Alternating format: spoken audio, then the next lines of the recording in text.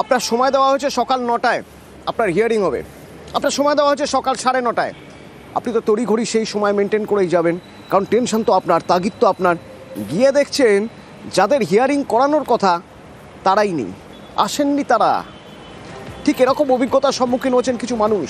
নকশালবাড়ির খবর, বিশ্বজিৎ রয়েছেন আমার সঙ্গে। বিশ্বজিৎ, এটা কি রোজই হচ্ছে এরকম, নাকি হঠাৎ করে বিক্ষিপ্ত একদিন এরকম হলো যে আধিকারিকদের দেখা পাওয়া যাচ্ছে না 9টা সাড়ে 9টার সময় এসে?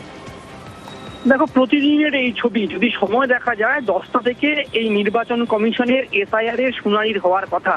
সময় মতো যারা ভোটার, যাদেরকে শুনানির জন্য ডাকা হয়েছে, তাদেরকে সকাল 9টার সময় দেওয়া হয়েছে। সেই শুনানির নোটিশ হাতে পেয়ে কার্যত সকাল সকাল লাইনে দাঁড়িয়েছেন, কিন্তু এসে দেখা যাচ্ছে যে AERO থেকে শুরু করে যারা নির্বাচন কমিশনের আধিকারিক, তাদের কেউ দেখা নেই। একেবারে খালি চেয়ার, এবং সে জায়গায় দাঁড়িয়ে কার্যত ঘন্টার পর ঘন্টা ভোগান্তির শিকার হতে হচ্ছে এই শুনানিতে আসা বিভিন্ন ভোটারদের। দূর দূরান্ত থেকে আসা, কেউ টোটোতে চেপে এসছেন, কেউ প্রয়োজনীয় কাজ একেবারে ফেলে দিয়ে তারা কিন্তু শুনানিতে অংশ নেবেন বলে আসছেন, কিন্তু আসার পরেও তাদের এই হয়রানি ভোগান্তির শিকার হতে হচ্ছে। 1-2 দিনের ছবি নয়, প্রতিদিনের ছবি। সকাল হওয়ার পর থেকেই দেখা যাচ্ছে যে কোনো আধিকারিকদের দেখা নেই।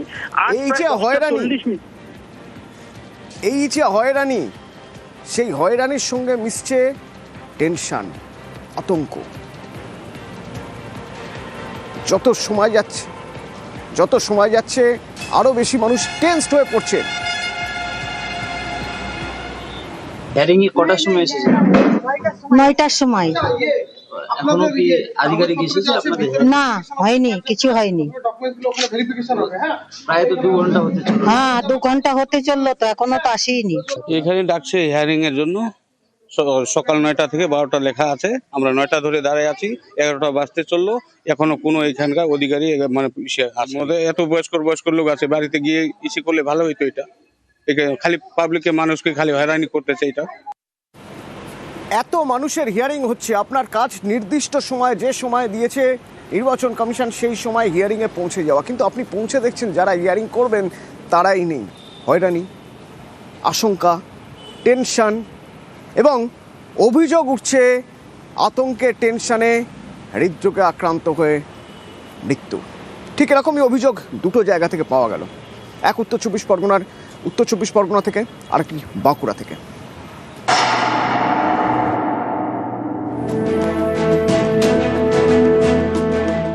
উত্তর 24 পরগনার স্বরূপনগর, এখানকার বাসিন্দা সুলতান সর্দার, বয়স 60, বৃহস্পতিবার সকালে হার্ট অ্যাটাকে মারা যান।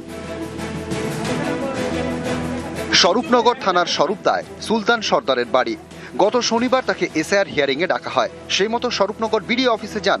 পরিবারের দাবি, সেখান থেকে ফেরার পর আতঙ্কে ভুগতে শুরু করেন, অসুস্থ হয়ে পড়েন। এদিন সকালে হার্ট অ্যাটাকে মারা যান।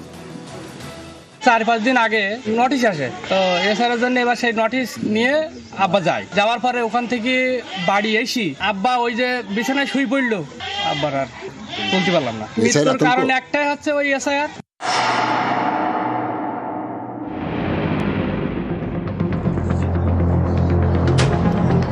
বাঁকুড়ার বিষ্ণুপুর, এখানেও এসআইআর আতঙ্কে এক বৃদ্ধার হার্ট অ্যাটাকে মৃত্যু হয়েছে বলে দাবি।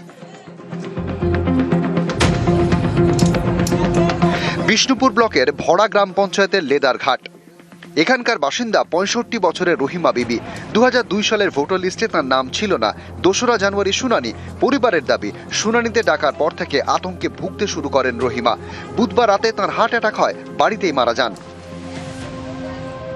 নোটিশ এসেছিল, ডেকেছে 2 তারিখে যাবার, ঠিকও হলো। আমরা চারিদিকে ওই টেনশন ঢুকে গেল।